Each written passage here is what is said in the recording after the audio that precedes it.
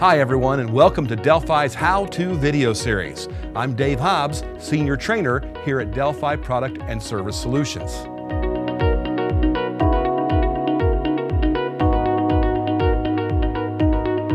In this video, we're going to show you how to disconnect fuel line fittings.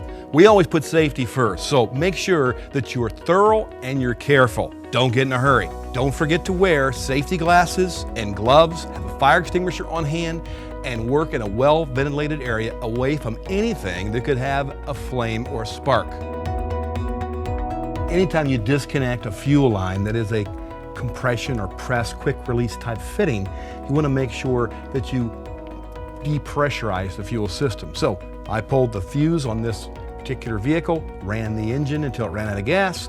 Now we're going to have just the drippage, the drainage, which I've got a transmission jack with a drain pan on top that catch anything that's going to hit the floor, so it doesn't hit the floor and make a mess. And I've got some rags tied around my wrist so I don't have any gasoline go down my sleeves right up my armpit.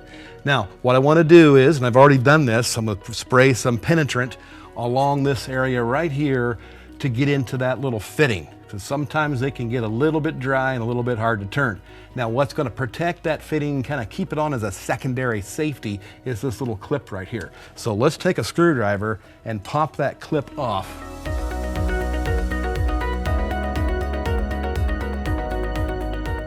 Let's go ahead and put our Magic Quick Release tool in. That's going to go inside. There's a whole selection I have of these in my toolbox that are going to depress the little latching tabs that are on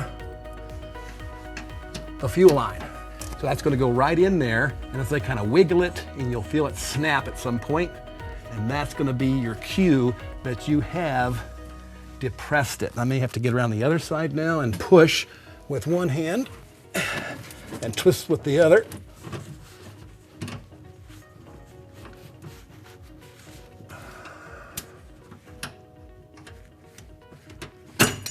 There we go, and I got it.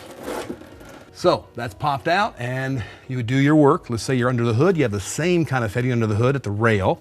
This is a returnless system, so I have one line with that same kind of fitting under the hood, same type of tool, and you'd catch your gasoline, and then you do your work, replace your rail, your injectors back here. If we're going to replace a fuel pump, you want to check the O-ring inside, so visually inspect. I'm going to put my pocket flashlight.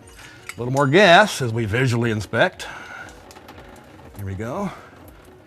Draining the whole fuel line, probably right up to the inline fuel filter over here on the right side of the frame rail. I look in there and I see a good looking O-ring. It's in place. And so now I would do my work. Let's say I changed out the pump. Then you would just reverse the process. Pop that back in nice and gently so you don't tear that O-ring until you hear it click.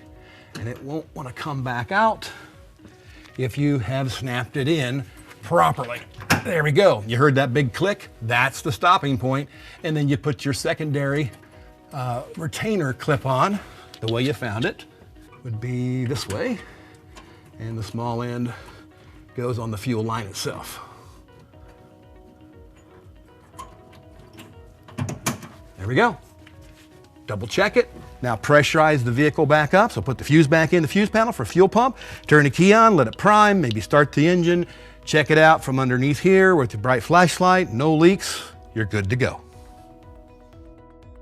Thanks for watching, and be sure to check out more of Delphi's How-To video series so that you can have more tips on saving money and saving time in your shop every day.